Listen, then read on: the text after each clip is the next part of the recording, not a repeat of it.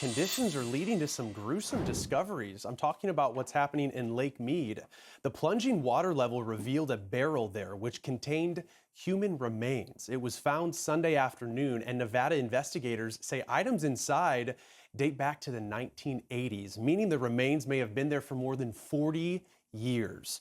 The name of the victim hasn't been released. Authorities are trying to figure out a cause of death. They also say with water levels continuing to drop, more disturbing finds could happen soon. Wow, just incredible. And Lake Mead is the nation's largest man-made reservoir, and it's currently experiencing historically low water levels. Now, millions of people from California, Arizona, Nevada depend on Lake Mead for drinking water. And unfortunately, it's expected to only be about 30% full, and it continues to sink. Yeah, that's not what we want to see, but we're going to talk about it this afternoon. We're bringing in Bronson Mack from Southern Nevada Water Authority. Bronson, good afternoon. Thanks for joining us here on America's Weather Center. So officials, they've turned on pumping stations. So Southern Nevada, this includes Las Vegas, has that access to the water supply. How important are these pumping stations? And then also, what's the status? Are they all still working? Well, Lake Mead provides 90% of the water supply here to the greater Las Vegas metropolitan area. You know, we're a community of 2.5 million people. About 70% of Nevada's population is right here in the Las Vegas Valley, and we are highly dependent upon the Colorado River and Lake Mead in order to meet our community's water needs. Now, water levels in Lake Mead have fallen about 150 feet over the past 2 decades. So it's a significant decline that we've seen within the levels of Lake Mead.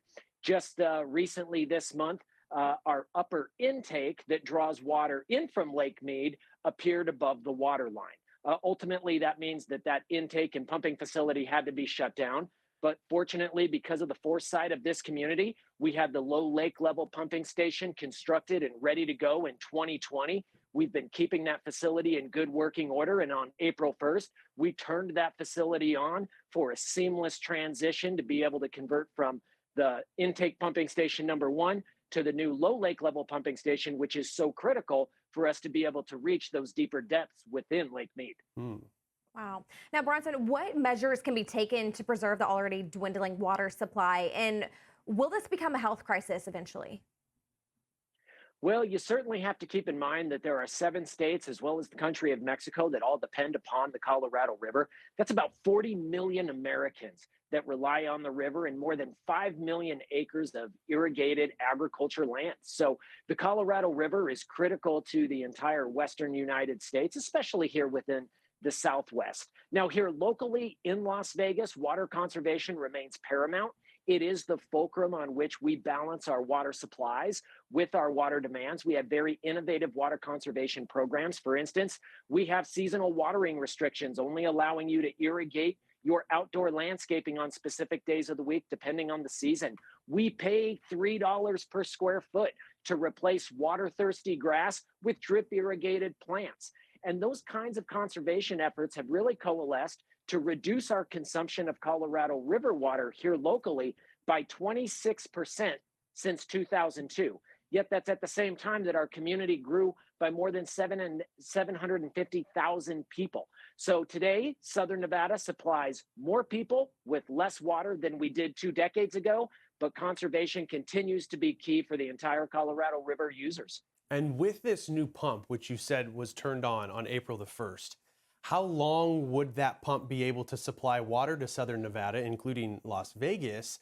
I mean, because obviously we want to know if there's a way to reverse this historic decline, but the trend is disturbing, as you know, Bronson. Well, and really the way to reverse this decline is we need more snow. We need snowpack within the Colorado Rockies. We need that snow to then run off during the spring season and fill the Colorado River, refilling the reservoirs along the way, including Lake Powell, and then ultimately down to Lake Mead. But what we've experienced over the past 20 years is a significant decline in snowpack. In fact, we've had some of the driest years on record just since the turn of the century. In fact, 2020 and 2021 were the 2 driest back-to-back years on record in the Colorado River Basin. So we need more snow really to be able to regenerate the water that has been lost from these reservoirs. But keep in mind, Lake Mead and Lake Powell are doing what they were intended to do. store water in the wet years so it's available in the dry years. We've just had a lot of consecutive dry years. Now, our pumping facilities, that's going to help us be able to access water down below the dead pool elevation in Lake Mead. And dead pool is the point at which no water can pass through Hoover Dam to generate power or meet downstream water demands. But because Southern Nevada has invested $1.3 billion in a new deep water intake and this low lake level pumping station, we're going to continue to have access to be able to meet our community's water needs. We just need to continue to use that water in as efficient a manner as possible. It is certainly a fragile system. And Bronson Mack, thank you for breaking it down for us this afternoon, working with the Southern Nevada Water Authority. Appreciate your time. Thank you. I'm Amy Freeze. Welcome to Fox Weather's YouTube page. We have more great videos on the way, so make sure to subscribe to stay updated on all things weather.